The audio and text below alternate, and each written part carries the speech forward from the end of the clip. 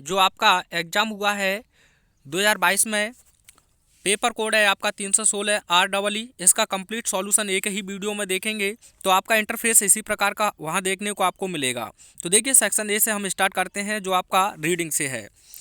तो सबसे पहले इस पैसेज का हमें हिंदी अच्छे से समझ में आना चाहिए, या इसमें क्या कह रहा है वह पता होना चाहिए। तो एक बार जल्दी से मैं इसे बता देता हूँ। Life is not a bed of roses, यानी कि जीवन फूलों का एक सेज या बिस्तर नहीं है। What a bed of thorns, बल्कि यह कांटों की एक सेज या बिस्तर है। It is full of dangers, यह खतरों से भरा हुआ है। एंड डिफ़िकल्टीज, और कठिनाइयों से भरा हुआ है। They have to be overcome, इन्हें अर्थात खतरों को और कठिनाइयों को हमें जीतना है। If we are to succeed in life, यदि हमें जीवन में सफल होना है। In the race of life, जीवन की इस दौड़ में, we should not be afraid of the risk, हमें खतरों से नहीं डरना चाहिए। विच इज वट नेचुरल, जो स्वाभाविक हैं। सक्सेस इन एनी वर्क, यानी कि सफलता किसी भी कार्य में। इन लाइफ, जीवन के। गोज टू दोज पर्सन्स, उन्हीं व्यक्तियों को प्राप्त होती है या जाती है।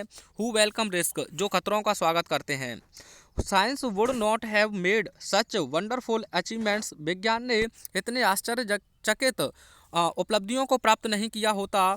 इफ, यदि अवर साइंटिस्ट, हमारे वैज्ञानिक, हैड नॉट रिस्क, खतरा ना लिए होते, देयर लाइफ्स, अपने जीवनों का, एंड कंफर्ट्स, और अपने आरामों का। The more difficult a work is, जितना कठिन एक कार्य होता है। The harder should be our efforts, उतने ही कठिन हमारे प्रयास होते हैं। टू परफॉर्म इट, इसे करने में। Life is not a smooth selling, जीवन एक स्मूथ, चिकना या बिल्कुल आसान सैलिंग नहीं है। पैटी डिफ़िकल्टीज, यानी कि छोटी मोटी कठिनाइयाँ। फ्रंटेड अ बीकर हार्ट, एक कमज़ोर हृदय वाले व्यक्ति को डरा देती हैं या भयभीत कर देती हैं। हु इज़ नॉट प्रिपेयर्ड, जो तैयार नहीं है। टू टेक रिस्क, यानी कि खतरा उठाने के लिए। वट ब्रेव हार्ट्स, बल्कि बहादुर व्यक्ति। अचीव फेम एंड ऑनर, यानी कि ख्याति और सम्मान को या आदर को प्राप्त करते हैं। बिकॉज, क्योंकि दे इंजॉय टेकिंग रिस्क, क्योंकि वे खतरा उठाने में आनंद लेते हैं। इन शॉर्ट, संक्षिप्त में, रिस्क ब्रिंग्स सक्सेस, यानी कि सफलता, यानी कि जो खतरा है वह सफलता लाता है। एंड वर्क मिरेकल्स, और जो कार्य है वह चमत्कार लाता है। सक्सेस का आपसे एंटोनियम से इस बार पूछ सकता है, तो फेलियर आप लिखे आएंगे। तो पहला क्वेश्चन देखिए, how is men's life is, मनुष्य का जीवन कैसा है। तो ऊपर इसमें आंसर है, तो मैं इसे बनाकर दिखा देता हूँ, और आंसर कैसे लिखेंगे अपनी आंसर शीट पे वह भी देखिए। देखिए, पूरे नंबर लाना चाहते हैं तो इसी प्रकार से आपको वहाँ लिखना होगा। सेक्शन ए रीडिंग है, क्वेश्चन नंबर 1 आंसर। अब आंसर आप फर्स्ट का जहाँ दे रहे हैं आंसर, तो आप लिखेंगे men's life is not a bed of roses, यानी कि मनुष्य का जीवन एक फूलों की सेज नहीं है। बट, बल्कि अ बेड ऑफ थॉर्न्स, बल्कि कांटों का एक बिस्तर है। And it is full of dangers, और यह खतरों से भरा हुआ है। एंड डिफ़िकल्टीज, और कठिनाइयों से भरा हुआ है। आइए अगले क्वेश्चन को देखते हैं। अगला क्वेश्चन है, what should we do to succeed in life, हमें जीवन में सफल होने के लिए क्या करना चाहिए। तो यहाँ बताया है हमें खतरों और कठिनाइयों को जीतना चाहिए। तो आइए इसका आंसर कैसे लिख, देखिए आप आंसर लिखेंगे, we should overcome the dangers and difficulties to succeed in life, हमें जीवन में सफल होने के लिए खतरों और कठिनाइयों को जीतना चाहिए।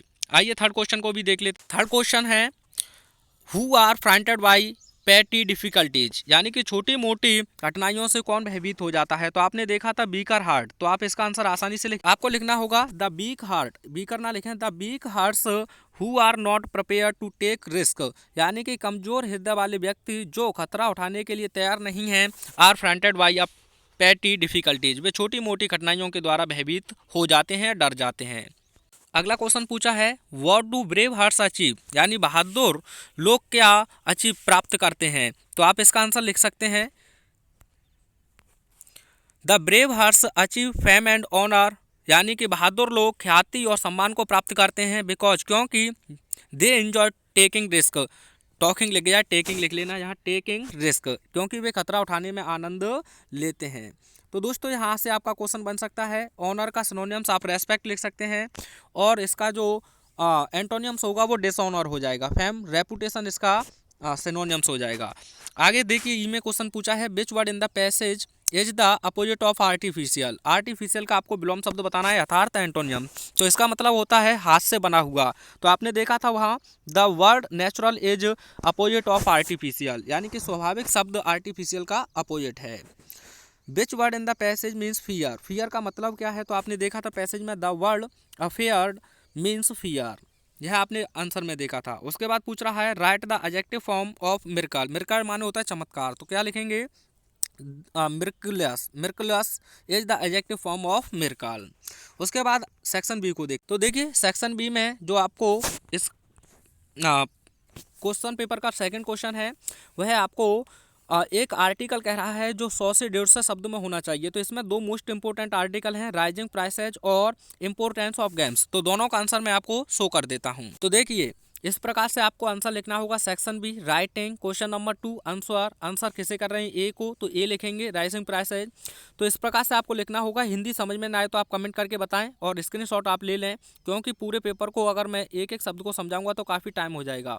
उसके बाद जो आपका मोस्ट इंपोर्टेंट एक और आर्टिकल था, तो उसी में से आप सी को आंसर दे रहे हैं, इम्पोर्टेंस ऑफ गेम्स या वैल्यू ऑफ गेम्स। तो इसे तैयार कर लें आप। इजी शब्दों में लिखा हुआ है, ज़्यादा टफ आपको मीनिंग लगेगा नहीं। तो देखिए इस प्रकार से आप इसे लिख सकते हैं। उसके बाद आइए, उसके बाद बी जो सेक्शन है उसमें राइटिंग से आपसे एक तो लेटर पूछा है एडिटर के लिए और एक प्रिंसिपल के लिए। तो दोनों का सॉल्यूशन मैं आपको शो कर देता हूं। तो देखिए क्वेश्चन नंबर 3 आप कर रहे हैं। आंसर इसी प्रकार से लिखना है आपको। लेटर एडिटर के लिए लिख रहे हैं तो सबसे पहले सेंडर्स एड्रेस यानी कि अपना पता लिखेंगे, उसके बाद डिस्ट्रिक्ट का नाम लिखेंगे और डेट इसी प्रकार से आपको मेंशन करना है। उसके बाद यही फॉर्मेट होना चाहिए आपका।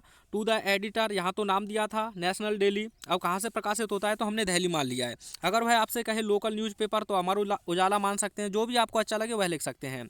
सब्जेक्ट आपको ब्लैक पेन से लिखना है, इस चीज़ को माइंड कर लें। तो सब्जेक्ट लिखने के बाद उसके बाद इसमें जो फिक्स लाइन है एडिटर के लिए वह यहाँ तक आपको याद कर लेनी है। Through the columns of your esteemed newspaper, आपके सम्मानित अखबार के कॉलमों के माध्यम से I would like to draw the kind attention of the concern authorities to the fact. यहाँ तक आपको याद करके जाना है। जो वह सब्जेक्ट पूछे उसे आपको यहाँ चिपका देना है। यहाँ ऑन ग्रोइंग से पूछा था, फॉर से पूछ सकता है तो उसे आप जोड़ देंगे। उसके बाद 2-4 लाइन आप बीच में ऐसे ही ऐड करेंगे। उसके बाद ये मोस्ट इंपॉर्टेंट लाइन है, इन्हें भी एक बार एडिटर के लिए पूरी याद करके जाएंगे। I hope you will kindly publish my letter in your newspaper so that government may realize our difficulties and take the necessary steps in the matter। यह भी आपको याद करके जानी है और इसी प्रकार से आप लिखेंगे thanking you yours truly. I hope आपको इतना समझ में आया होगा। उसके बाद प्रिंसिपल के लिए लिख रहे हैं तो प्रिंसिपल के लिए भी टू द प्रिंसिपल, यहाँ अपने विद्यालय का नाम किसी का भी लिख सकते हैं, वहाँ कोई देखने वाला होता नहीं है। और खेरागढ़ आगरा। उसके बाद सब्जेक्ट आपको लिखना है। उसके बाद सैल्यूटेशन में रेस्पेक्टेड सर या मैम। उसके बाद इसी प्रकार से आप लिखेंगे, ज़्यादा बड़ा है नहीं तो आप आसानी से इसका आंसर लिख सकते हैं। आप चाहें तो स्क्रीनशॉट ले लें, लेकिन इसमें एक लाइन बहुत अच्छे से आपको ध्यान रखनी है, ये याद होनी चाहिए प्रिंसिपल के लिए। उसके बाद सेक्शन सी को देखते हैं और आपका 4th क्वेश्चन है choose the correct option to the answer the following questions. यानी कि यहाँ आपको सही ऑप्शन चुनना है और अपनी कॉपी में वही लिखना है। तो आपका एक क्वेश्चन है गवर्नमेंट बाय वन पर्सन, एक यानी एक ही व्यक्ति का शासन, उसे क्या कहते हैं? तो कैसे आंसर लिखेंगे और 4 ऑप्शंस को मैं शो कर देता हूं। तो देखिए इसी प्रकार से आप लिखेंगे। Section C grammar question number 4 उसका ए आप कर रहे हैं। तो देखिए 4th ऑप्शन आपका सही है ऑटोक्रेसी, यानी एक ही व्यक्ति का शासन। और या ऐसे पूछ सकता है government by a ruler who has unlimited power. दूसरा ऑप्शन था उसमें डेमोक्रेसी, तो डेमोक्रेसी के लिए आपका वन वर्ड बनेगा, यानी इस वन वर्ड के लिए क्वेश्चन बनेगा a government of the people by the people and for the people. उसके बाद अगला ऑप्शन था उसमें ब्यूरोक्रेसी, तो गवर्नमेंट बाय द ऑफिशियल्स, यानी कि अधिकारियों की सरकार जो होती है उसे कहते हैं। और अगला क्वेश्चन था उसमें आरिस्टोक्रेसी, यानी गवर्नमेंट बाय द नोबल्स, उसे हम कहते हैं श्रेष्ठ लोगों की सरकार। एक मोस्ट इंपॉर्टेंट वर्ड है, इसके भी आने के चांसेज हैं, the absence of governance in a country. 2018 में पूछा गया है, जिसे हम कहते हैं एनार्की, यानी कि अराजकता। चलिए आगे के क्वेश्चन समझते हैं। अगला क्वेश्चन है बी अ फूल्स पैराडाइज। इसका मतलब होता है एक झूठी ही खुशियों में जीवित रहना। तो ऑप्शन नंबर जो आपका 3rd है, इसे अपनी कॉपी में लिखेंगे to live in a state of enjoyment based on false beliefs और होप्स। उसके बाद सी में क्वेश्चन पूछा है the synonyms of cruel. Cruel मान होता है निर्दयी। ऑप्शन है मर्सीलेस, तो यह इसका मतलब भी होता है निर्दयी। काइंड दयालु होता है। पिटीफुल, यह भी दयालु होता है। तो यह तो इसके एंटोनियम्स हो जाएंगे। अगर यह मर्सीलेस की जगह पर केवल मर्सी होता तो यह भी इसका एंटोनियम्स हो जाता, यानी कि दयालु। ब्रेव माने बहादुर होता है, तो इसका सिनोनियम्स आप लिख सकते हैं बोल्ड लिख सकते हैं, करेजियस लिख सकते हैं, फियरलेस लिख सकते हैं। और अगर इसका एंटोनियम्स आपको लिखना है तो आप लिख देंगे timid.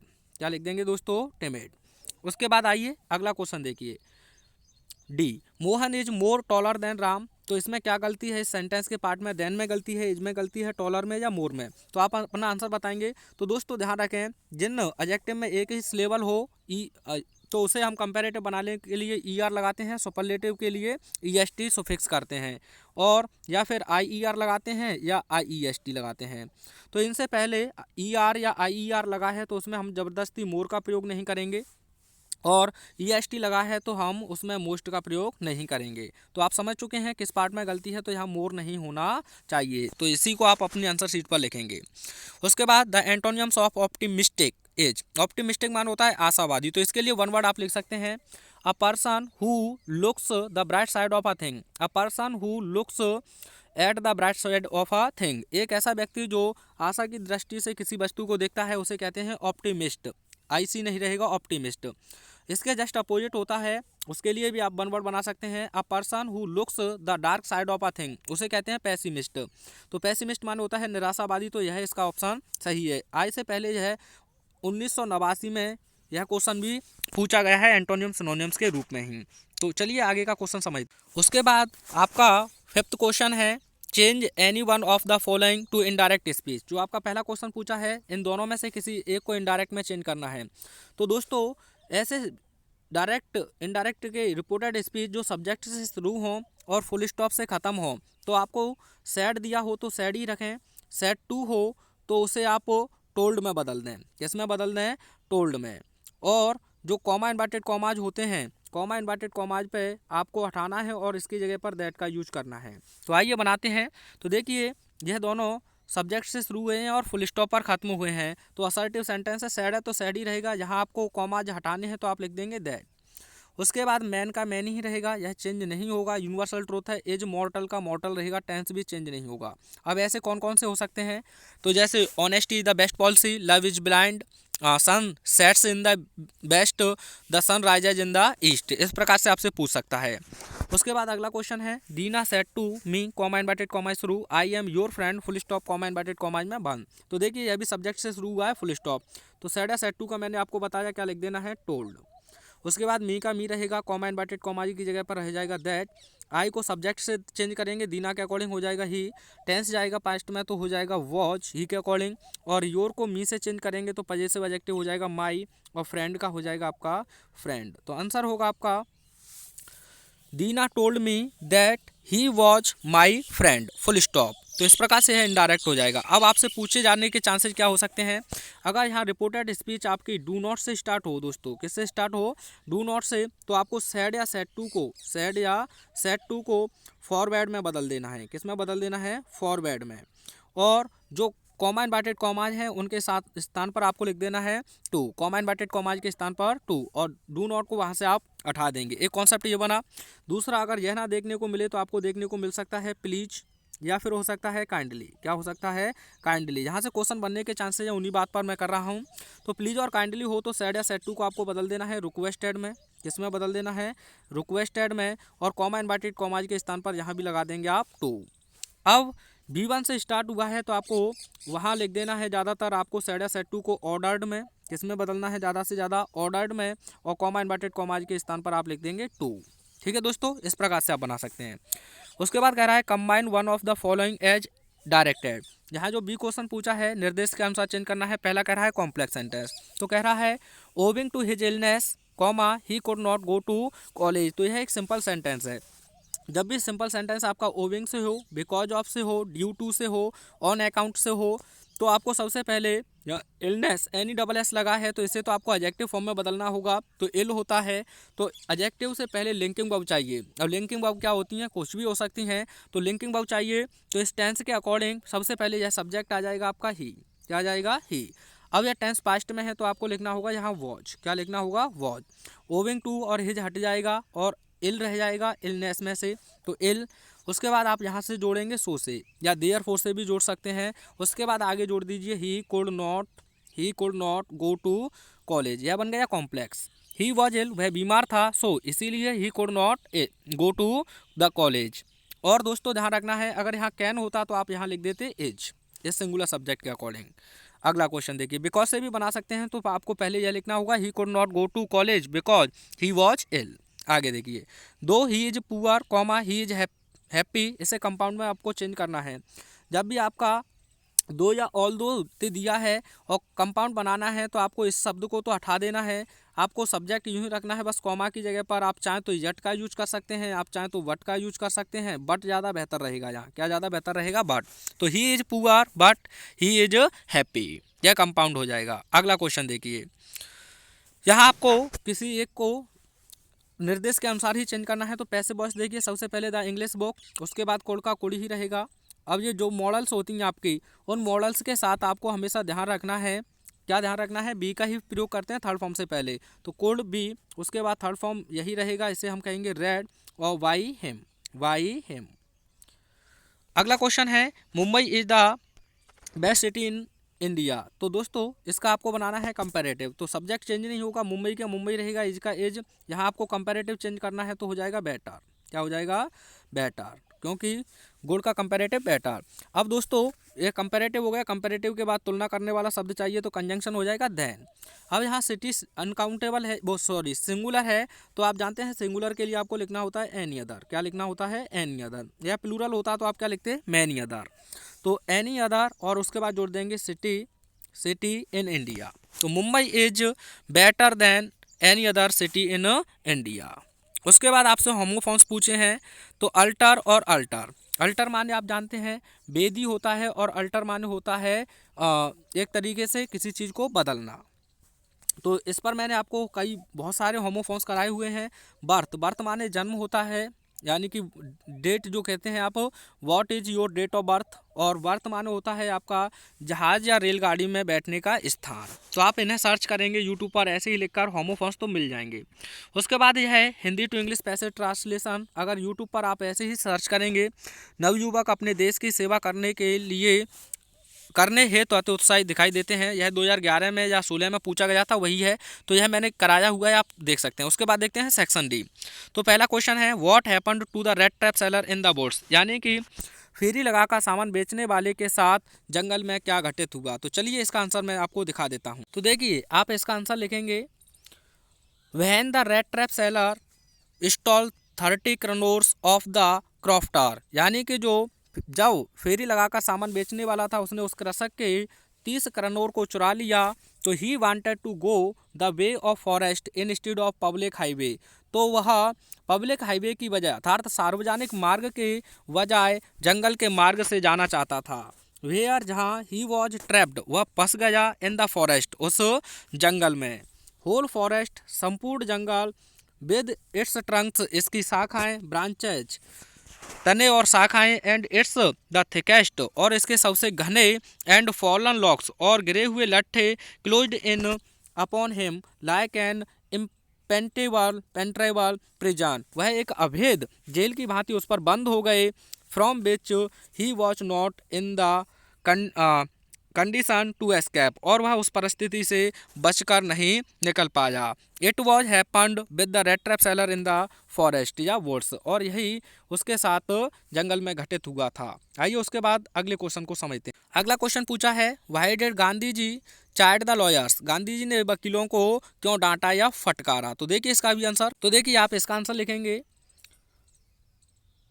Gandhi ji chided the lawyers for collecting big fee from the sharecroppers, यानी कि गांधी जी ने वकीलों को डांट या फटकार इसलिए लगाई क्योंकि वह बटाईदारों से एक बड़ी फीस वसूल रहे थे।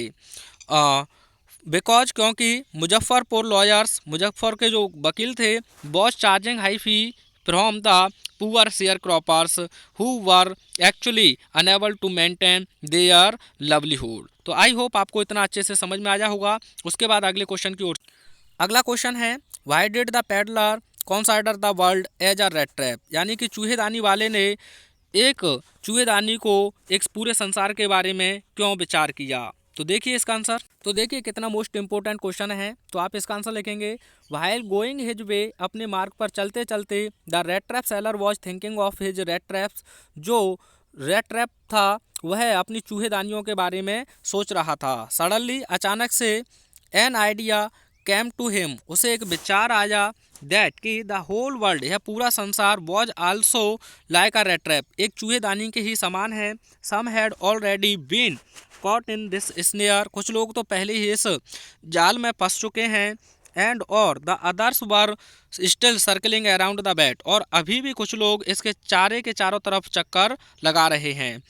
एग्जैक्टली ठीक उसी प्रकार से एज जैसे the rat traps offered cheese and pork to the rats, जिस प्रकार से ठीक चूहेदानी एक चूहे को पनीर और सुअर का मांस प्रदान करती है, और दिस वर्ल्ड ठीक उसी प्रकार से द वर्ल्ड, यह संसार, ऑफर्ड प्रदान करता है शेल्टर, शरण, जॉयस, खुशियाँ, फूड, भोजन, हीट, गर्मी, क्लॉथ्स, कपड़े, टू द पीपल, लोगों को। तो आप चाहें तो इसका एक स्क्रीनशॉट ले सकते हैं। आगे का क्वेश्चन समझते हैं। अगला क्वेश्चन है what did the instructor do to train Douglas, यानी कि जो प्रशिक्षक था उसने डगलस को प्रशिक्षित करने के लिए क्या किया। तो 7वें क्वेश्चन में 40 वर्ड में ही आपको आंसर लिखना है और दोनों पार्ट में से किसी एक एक का ही लिखना है। तो लेकिन मैं कंप्लीट आपको बता देता हूँ।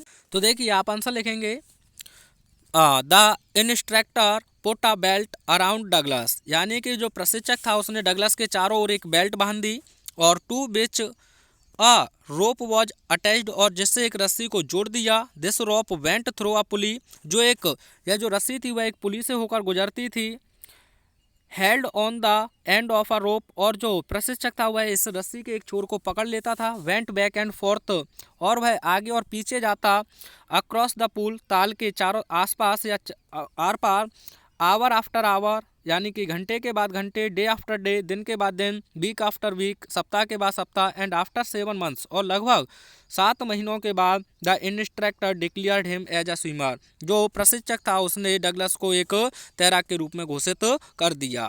उसके बाद अगला क्वेश्चन पूछा है what was the scene inside the class when Franz reached the school, यानी कि जो क्लास का अंदर का दृश्य क्या था जब फ्रांज विद्यालय पहुंचा। तो इसमें से दोनों लॉन्ग में से किसी एक का ही आपको आंसर लिखना है। तो चलिए मैं आपको शो कर दे। तो देखिए आप इसका आंसर लिख सकते हैं when Franz reached to the school, जब फ्रांज विद्यालय पहुंचा। He found everything so still as Sundays, उसने प्रत्येक चीज़ों को संडे की तरह ही बिल्कुल शांत पाया। थ्रो द विंडो, यानी खिड़की से होकर। ही सॉ हिज क्लासमेट्स, उसने अपने सहपाठियों को देखा। ऑलरेडी इन देयर प्लेस है, जो पहले से ही अपने स्थानों पर थे।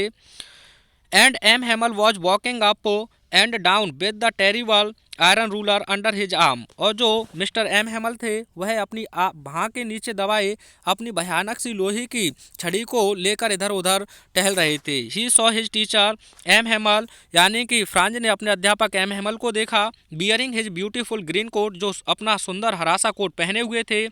He saw the village people, उसने गाँव के लोगों को देखा। Sitting quietly on the back benches, जो पीछे की बेंचों पर शांतिपूर्वक बैठे हुए थे।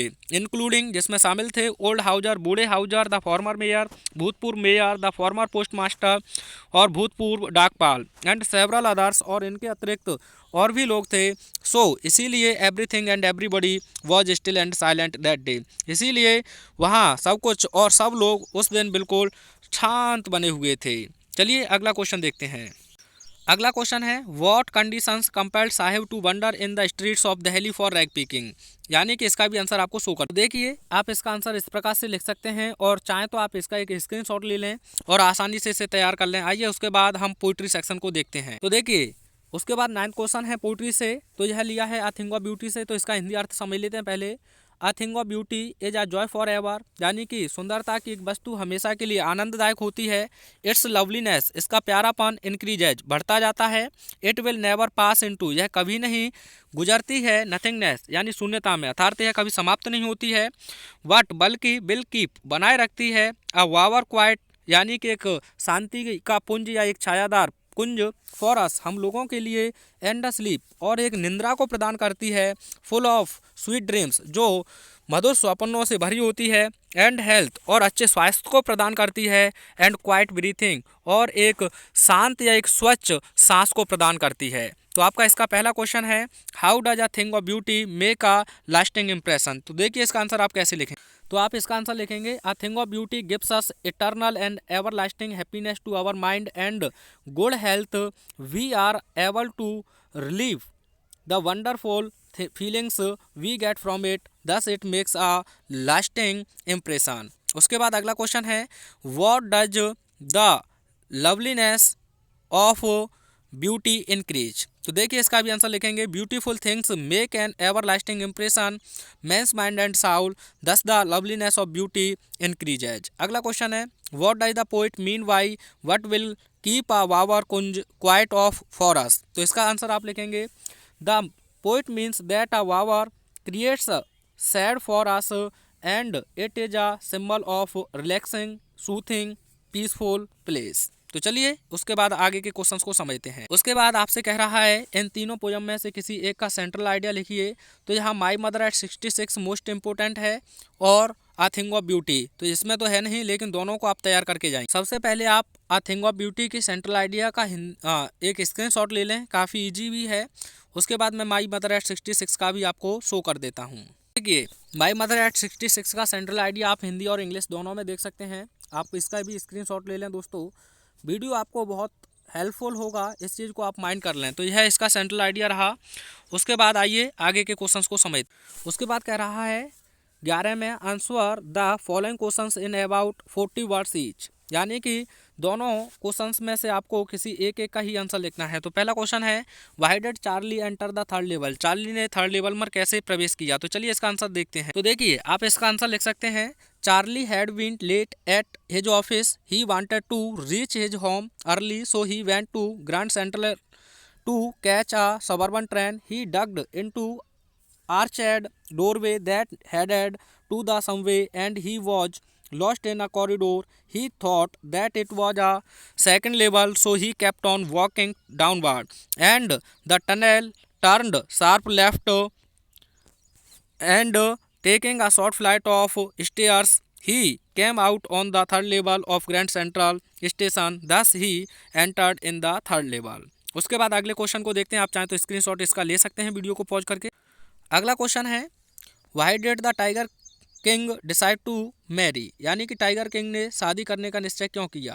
आप इसका आंसर लिखेंगे the tiger king decided to get married suddenly, यानी कि टाइगर किंग ने अचानक से शादी करने का निश्चय किया बिकॉज क्योंकि ही हैड किल्ड 70 टाइगर्स, वह 70 बाघों को जान से मार चुका था।